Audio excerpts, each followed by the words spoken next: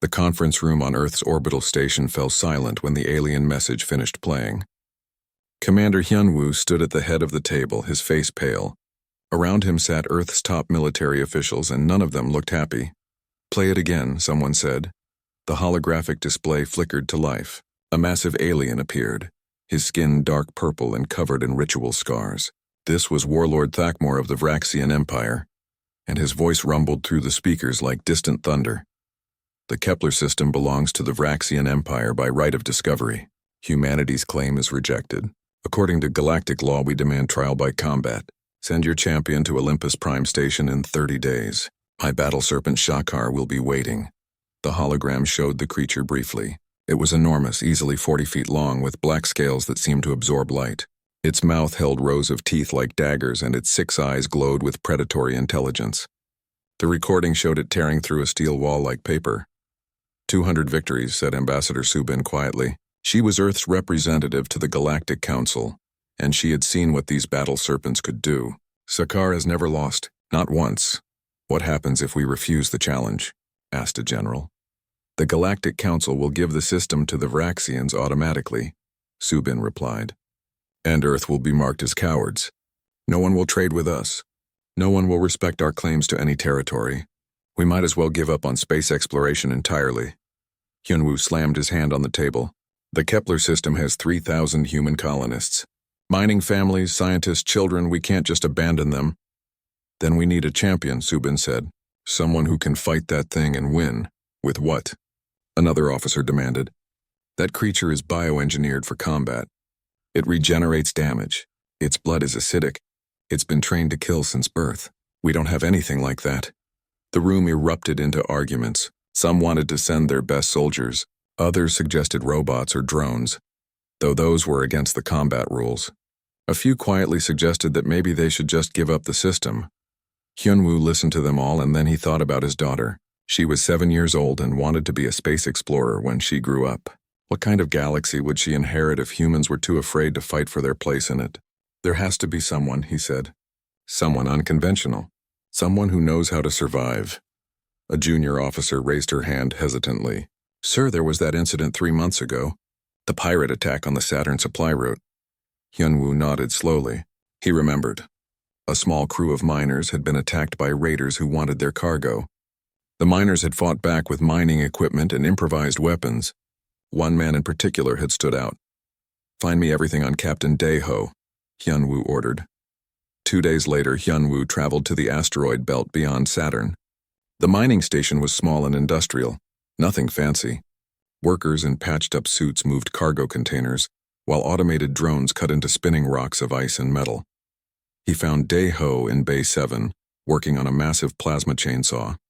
The tool was as long as a man was tall, designed to slice through asteroid cores and derelict ship hulls. Daeho was covered in grease and rock dust, his hands moving with practiced efficiency as he replaced a worn plasma coil.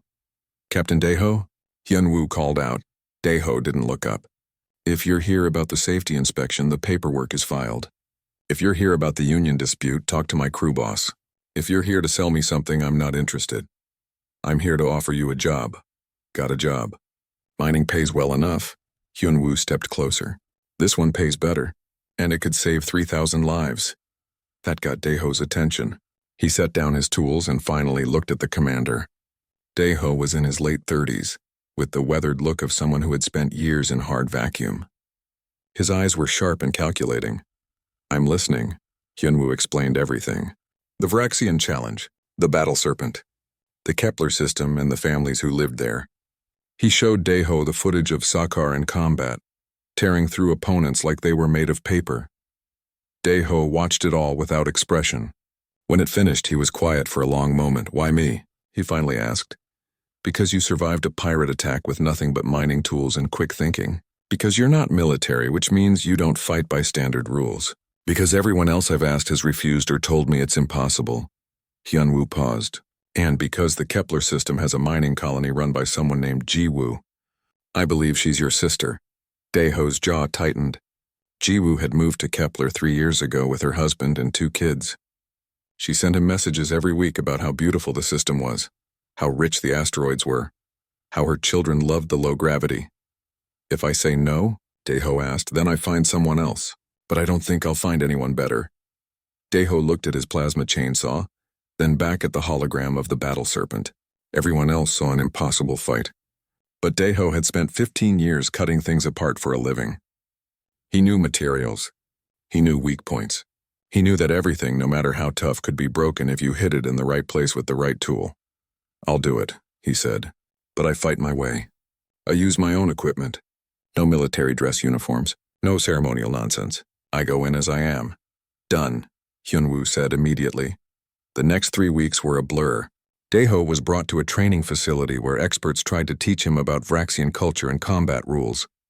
Dr. Yoon-ji, a xenobiologist, showed him detailed scans of battle serpent anatomy.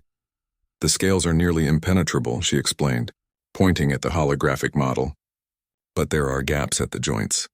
The belly is slightly weaker, and here at the throat, the scales are thinner to allow for flexibility. What about the regeneration? Deho asked, fast but not instant. Major wounds take several minutes to heal. The acid blood is a defense mechanism, so expect it when you cut deep. Deho studied the model like he would study an asteroid before cutting into it. He asked questions about bone density, muscle attachment points, and reaction speeds. The scientists were surprised by how technical his questions were. They expected a simple miner. But Deho had survived 15 years in one of the most dangerous jobs in human space. He knew how to analyze a problem. Security Chief Tae-young briefed him on Vraxian honor codes. They respect strength and directness. Any hesitation will be seen as weakness. If you're injured, don't show pain. They feed on fear. I've worked in hard vacuum with suit leaks, Deho said flatly. Pain and I are old friends. He refused most of the weapons they offered. No plasma rifles, no monofilament blades, no powered armor. Instead, he worked on his own equipment. He modified his mining exosuit to be lighter and more flexible. He serviced his plasma chainsaw until it purred like a contented cat. He practiced movements, not fancy combat techniques, but the practical motions he had done 10,000 times before in his work. The night before departure, Deho sent a message to his sister. He didn't tell her about the fight. He just said he was thinking of her and that her kids should study hard. Jiwoo sent back a cheerful reply with photos of the mining colony. In the background, Deho could see families working together, children playing in the dome gardens. He saved the message and went to sleep. When the transport ship carried him toward Olympus Prime Station, the other passengers stared at him. He didn't look like a champion. He looked like what he was, a working man with a dangerous job ahead of him. His plasma chainsaw was secured in a cargo case beside him. He spent the journey maintaining it, checking every connection, every plasma coil, every safety release. A young pilot came to talk to him. The betting odds are really bad, she said quietly. Most people think you'll be dead in 5 minutes. Deho didn't look up from his work. Most people have never cut through a titanium asteroid core. I have. If it can be cut, I can cut it, but this is alive. It thinks, it adapts. So do I. The pilot left him alone after that. Deho finished his maintenance, then leaned back and closed his eyes. He wasn't afraid. He had been in situations where one wrong move meant death too many times to waste energy on fear.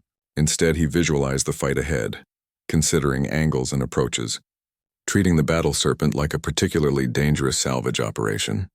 When Olympus Prime Station appeared in the viewport, massive and gleaming, Deho picked up his equipment and stood. The galaxy was about to learn something important about humans.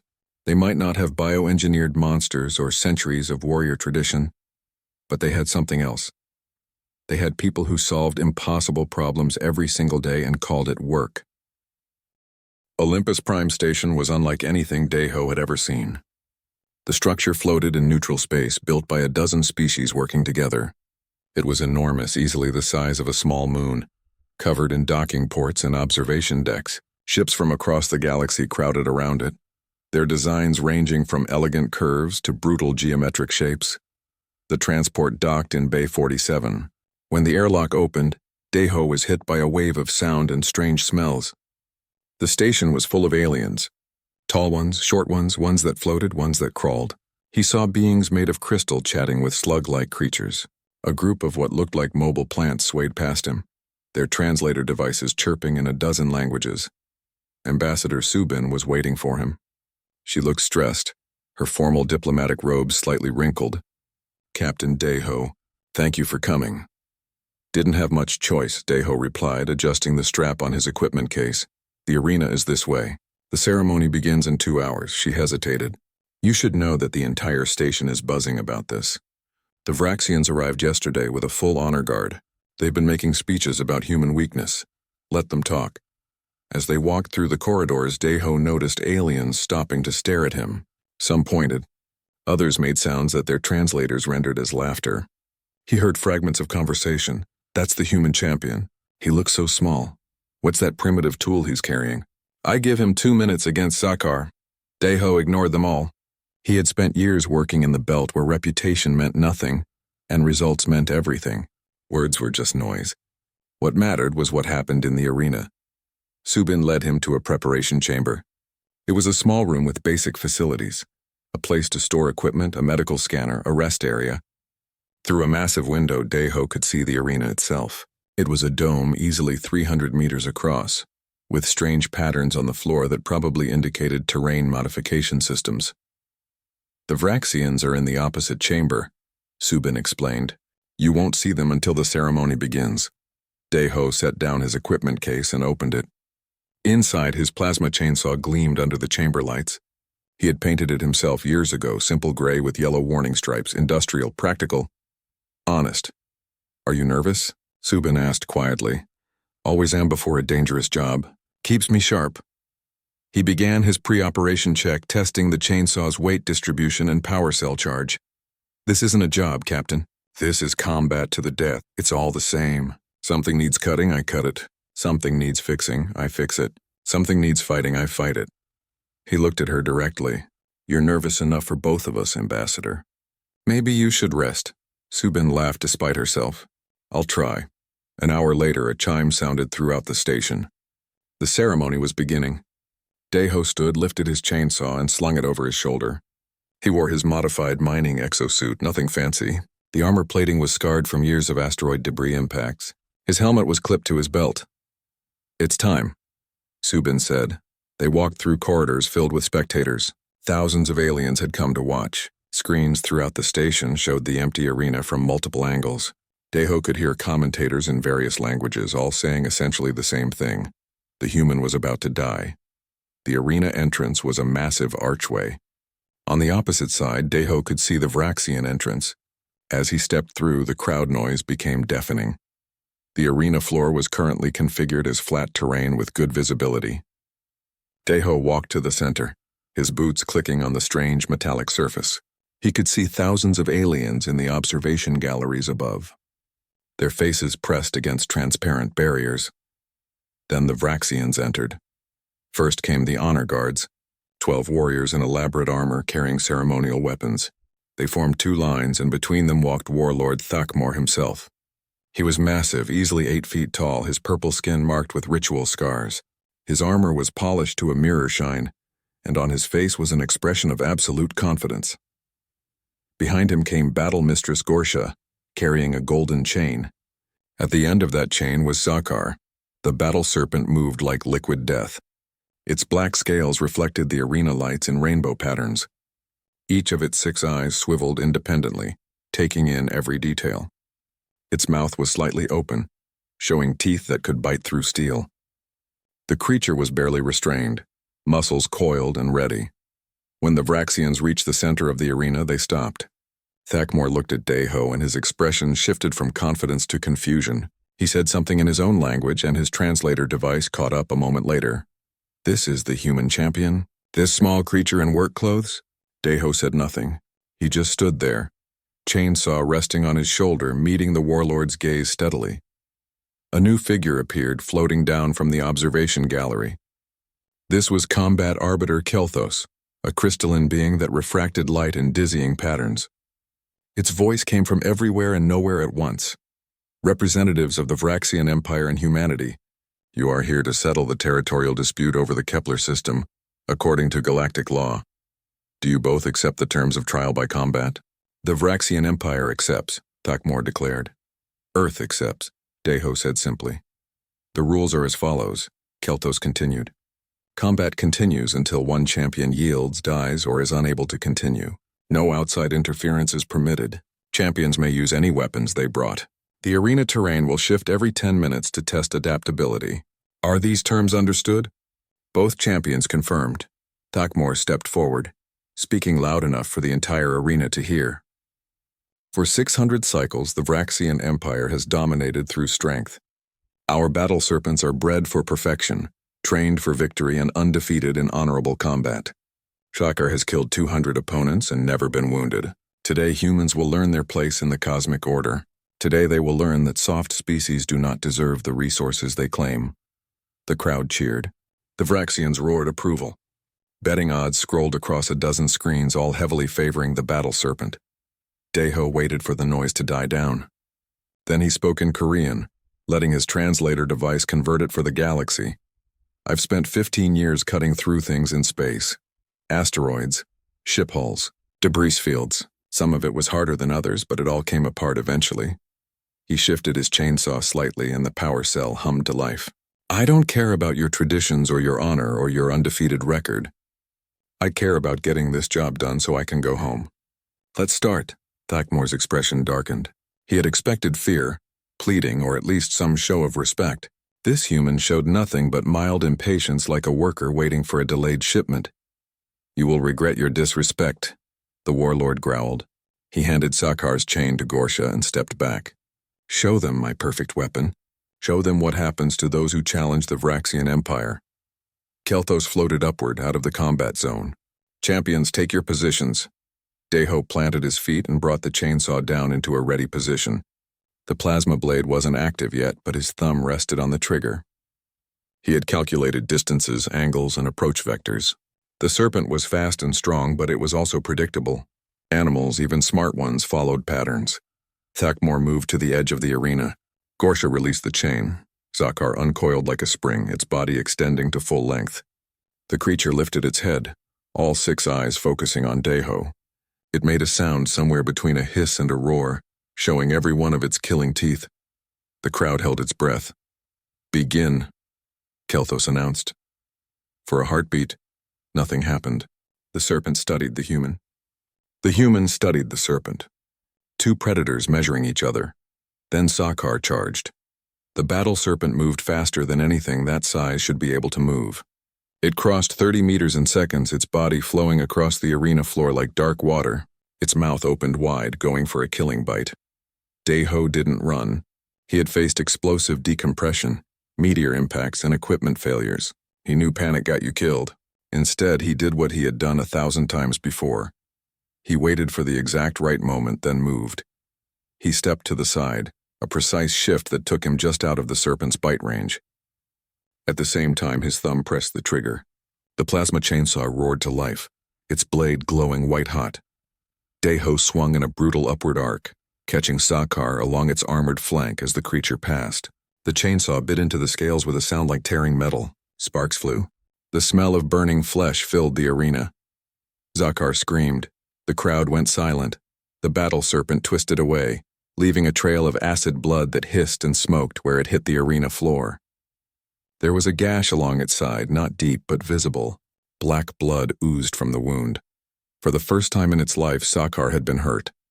In the Vraxian viewing area, Thakmor stood frozen, his confident expression gone.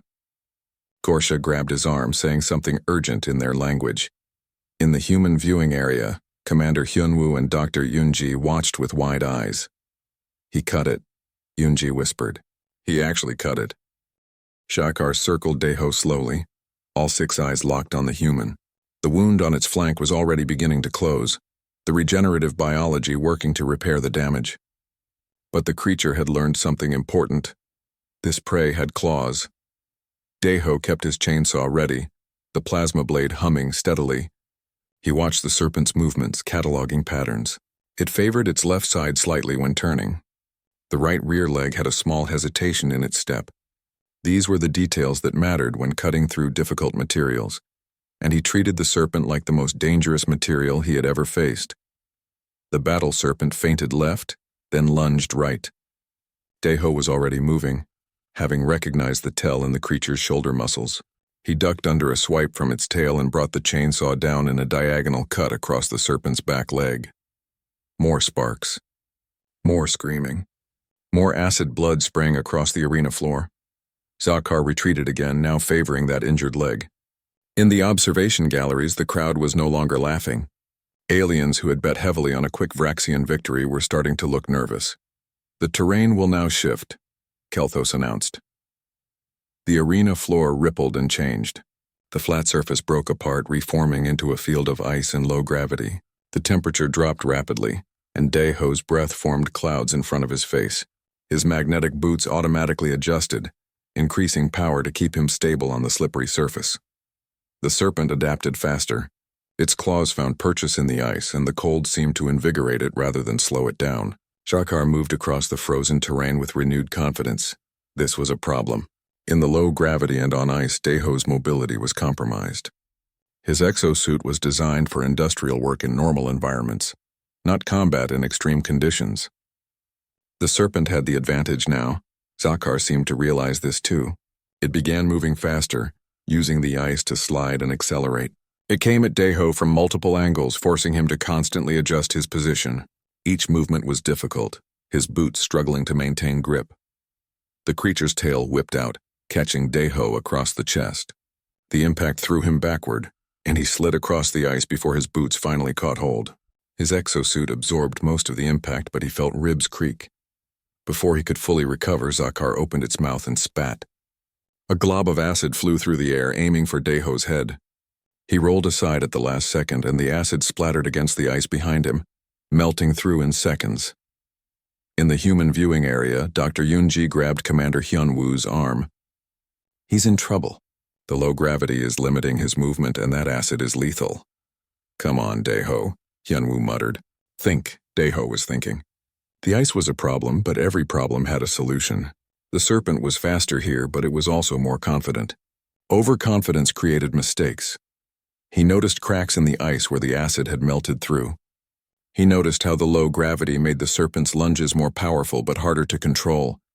He noticed that the creature always spat acid before making a physical attack, giving him a pattern to predict.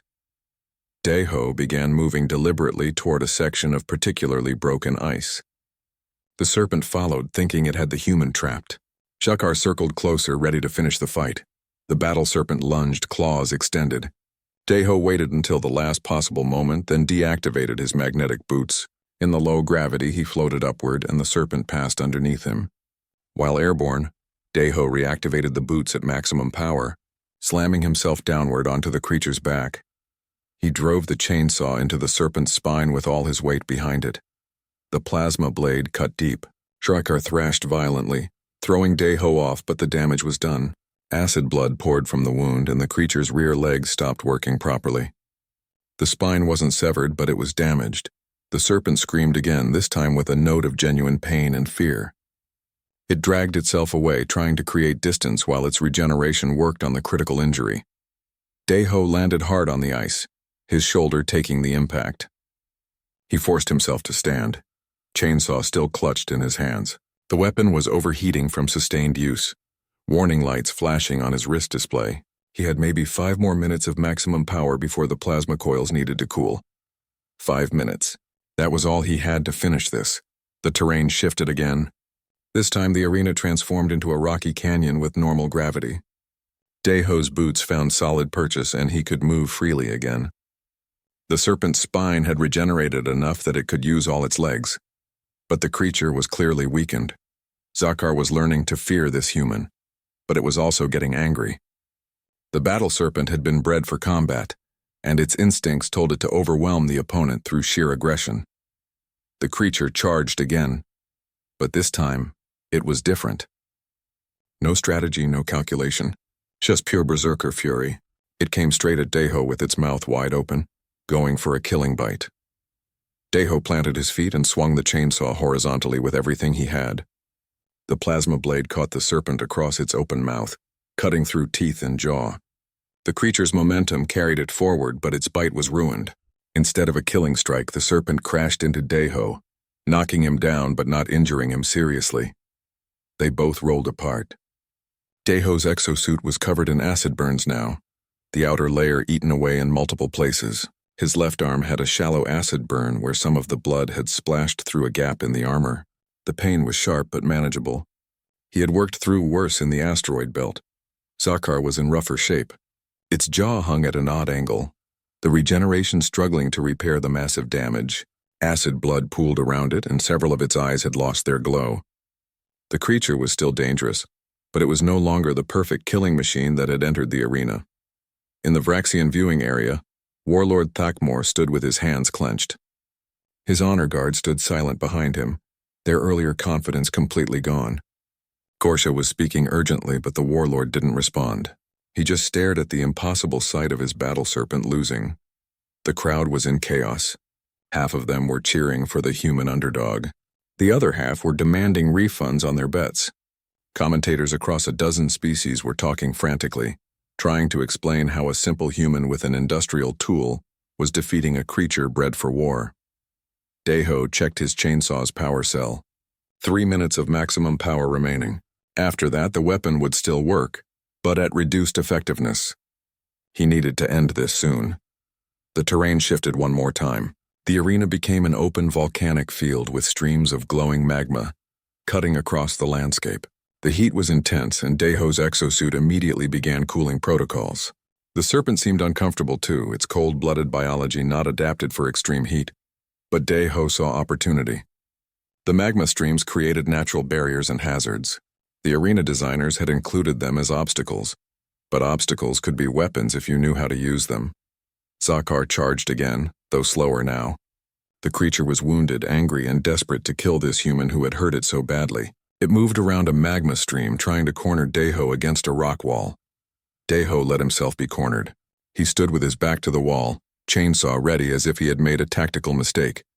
The serpent lunged for the kill. At the last second, Deho dropped flat and swung the chainsaw upward in a powerful arc. The blade caught the serpent's belly, the weakest part of its armor, and cut deep. At the same time, his other hand grabbed a piece of loose rock and threw it with all his strength at a structural weakness he had noticed in the arena wall. The rock struck true. A section of the volcanic wall collapsed, and superheated magma sprayed across the serpent's face and upper body. The creature reared back, blind and burning, its scream echoing through the arena. Deho rolled away from the magma spray, his exosuit taking minor heat damage but protecting him from the worst of it. He came up in a crouch, chainsaw ready, watching the serpent thrash in agony. Zakar was still alive, but barely.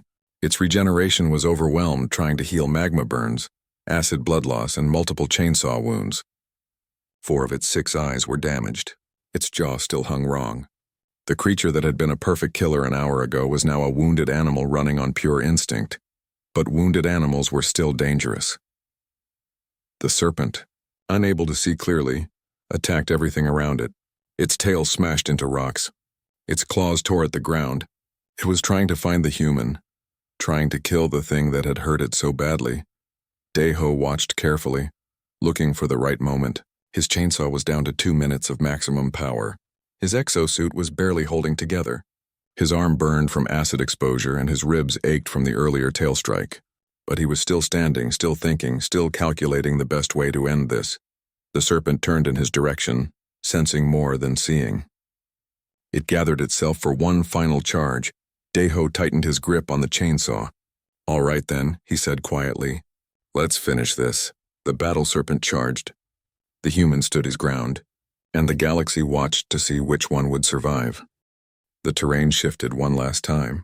The volcanic field disappeared, replaced by an open plain with nowhere to hide and nowhere to run. This was the arena's final configuration, designed to force a conclusion to the combat. The ground was flat and solid. The gravity was normal. 2 fighters would enter this space and only one would leave. Zakar stood on one side, a nightmare made flesh. The creature was covered in wounds, acid blood dripping from a dozen cuts. Its jaw hung at a wrong angle. 4 of its 6 eyes were clouded or destroyed, but it was still massive, still dangerous, and still driven by centuries of breeding that told it to kill. Deho stood on the other side. His exosuit was shredded, the armor plating eaten away by acid in multiple places. His left arm had a deep burn that went through to the skin. His ribs screamed with pain every time he breathed.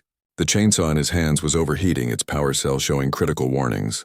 He had 90 seconds of maximum power left, maybe 2 minutes if he was lucky.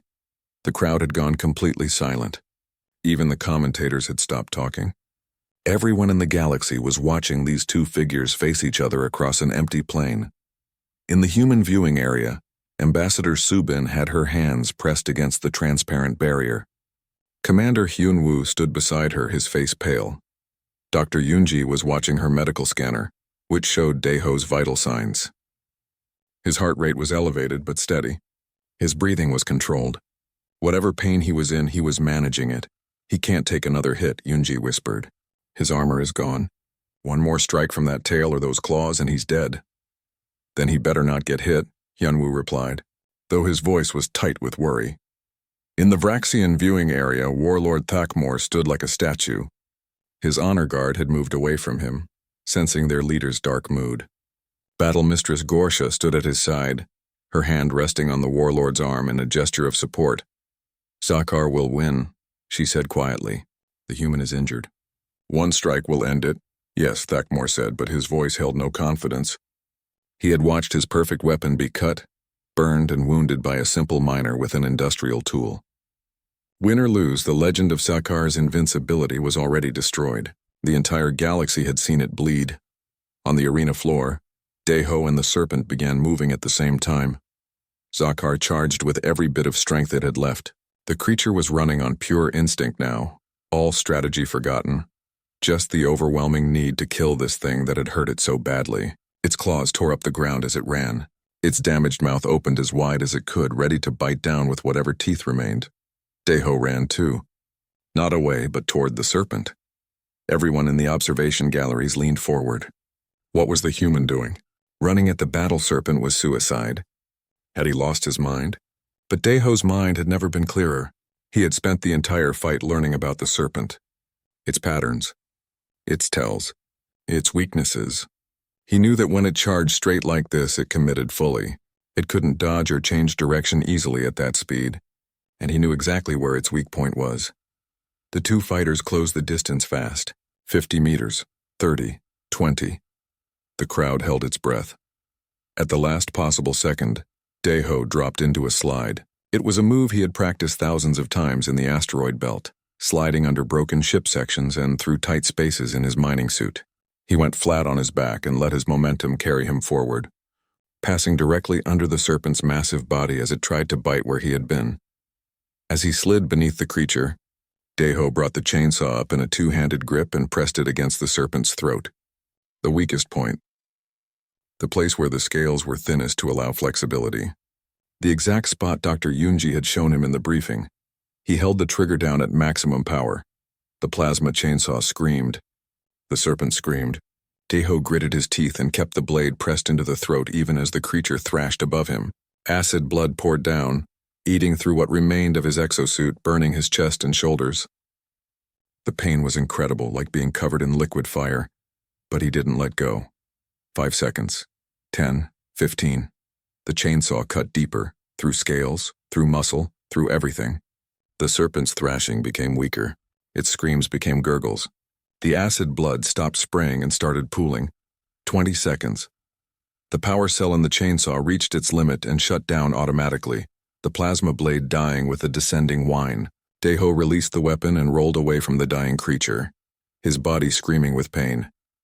Zakar took 3 more steps forward, running on pure momentum. Then its legs buckled. The battle Serpent collapsed onto the arena floor with a ground-shaking impact. Its remaining eyes stared at nothing. Its body twitched once, twice, then went still. The arena was silent. Combat Arbiter Kelthos floated down to examine the fallen creature. After a moment of scanning, the crystalline being spoke in its emotionless voice. The battle Serpent Zakar is deceased. Victory to the human champion. The Kepler system is awarded to humanity. For one heartbeat, nothing happened. Then the arena exploded with noise. Half the crowd cheered wildly. The other half sat in stunned silence. Betting systems across the galaxy crashed as impossible odds were paid out.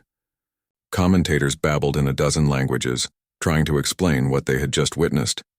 In the human viewing area, Subin and Hyunwoo grabbed each other in celebration. Yoonji was already running toward the arena entrance, her medical kit in hand.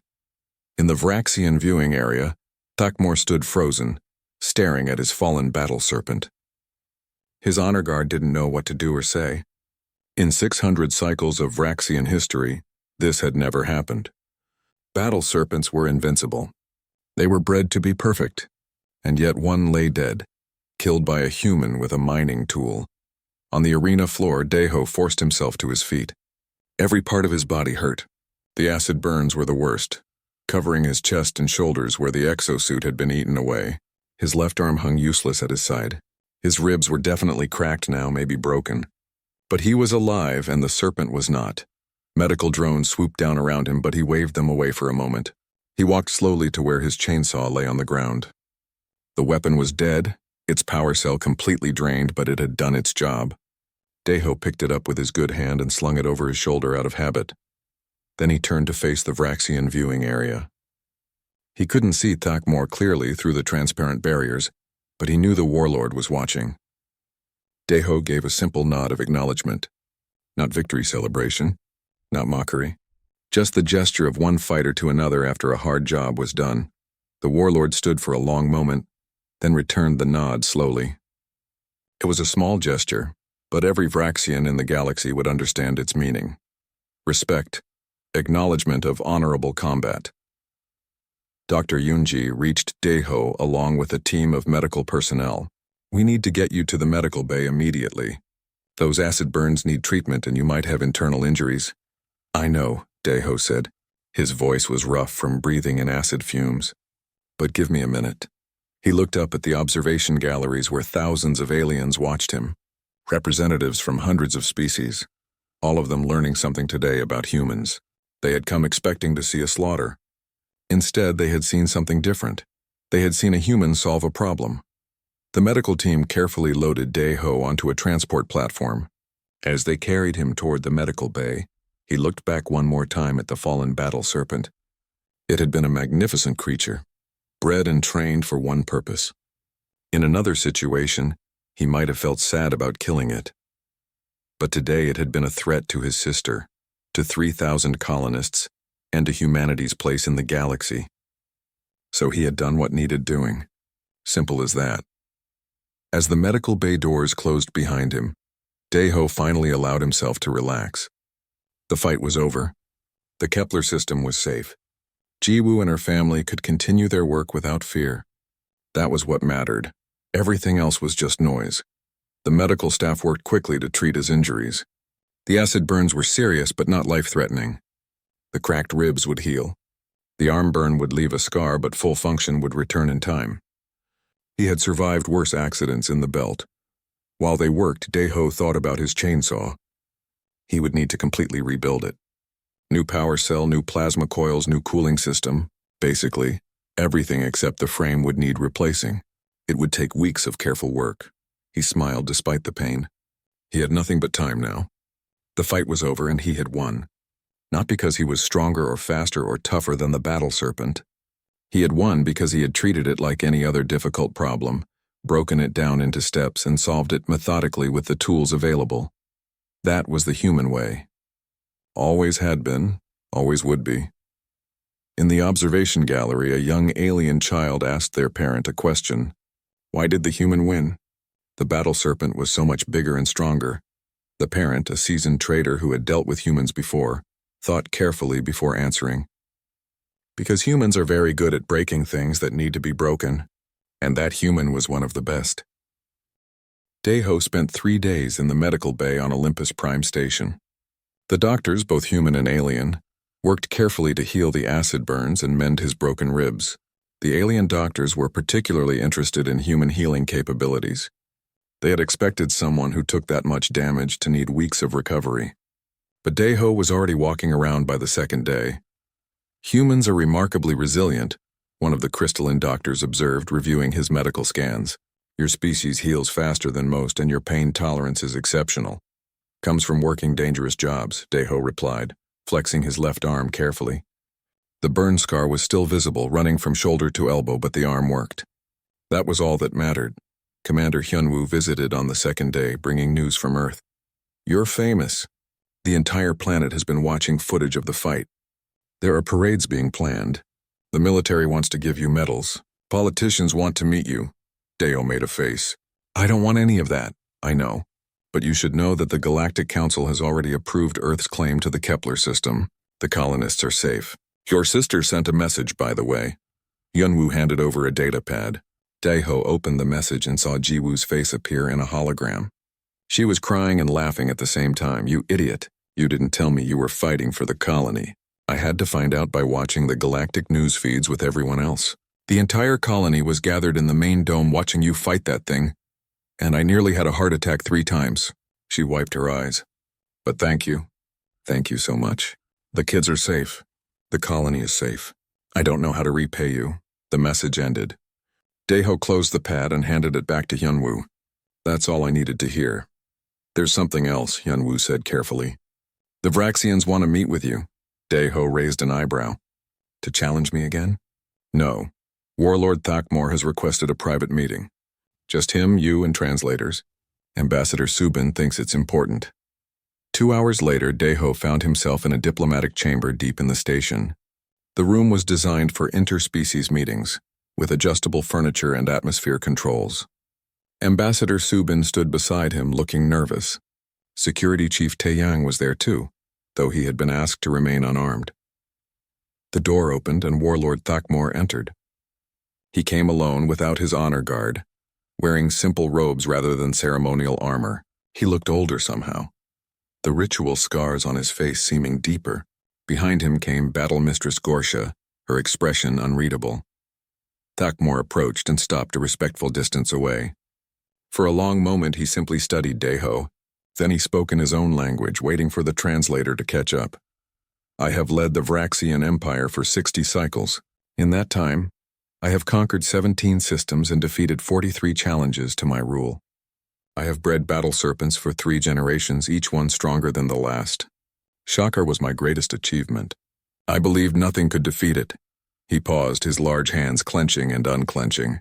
You destroyed that belief in less than an hour, with a tool designed to cut rocks, while wearing work clothes, without fear or hesitation.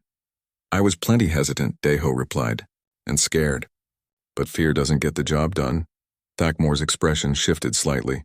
It might have been a smile, though it was hard to tell on a Vraxian face. Humans are not what I expected.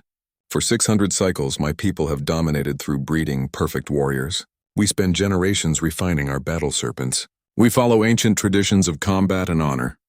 He leaned forward. But you showed me something I had forgotten. Strength without adaptability is just stubbornness. Power without intelligence is just wasted energy. You didn't come here to give me compliments, Daeho said bluntly. What do you want? I want to propose something that will anger my traditionalist advisors and confuse your diplomats. Thakmor straightened. I want to trade with humanity. We have biotechnology that took us centuries to develop. You have engineering techniques and problem-solving methods that we lack. Together, we could both become stronger. Ambassador Subin started to speak, but Daeho held up a hand. Why, your people just lost to us. Most species would want revenge, not trade deals. Because I am not most species, Thakmor replied. I am a leader who wants his empire to survive the next 600 cycles. And to do that, we must learn to adapt. Your species has been in space for barely a century. Yet you are already claiming systems and defeating creatures bred for war. In another century, you will be a major power. Better to be your ally than your enemy. Gorsha stepped forward and placed a data crystal on the table between them. This contains our offer: biotechnology research, genetic modification techniques, regenerative medicine. In exchange, we want access to your industrial manufacturing methods, your materials science, and your approach to tool development. Subin picked up the crystal carefully, her diplomatic training warring with her shock. This will need to be reviewed by Earth's Council, but I think they will be very interested. There is one more thing, Thakmor said, looking directly at Daeho. I would like to learn from you personally. How you think, how you approach problems, how you turned a mining tool into a weapon that killed the galaxy's most feared predator. I didn't turn it into a weapon, Daeho corrected. It was always a tool for cutting through things. I just cut through something alive instead of something dead. The principle is the same. Exactly, Thakmor said, and this time there was definitely approval in his voice. That perspective, that practical mindset, that is what the Vraxian Empire needs to learn.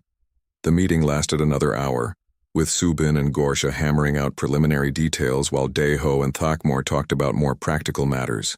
The Warlord was fascinated by Deho's work in the asteroid belt, asking detailed questions about mining techniques, equipment maintenance, and problem-solving under pressure.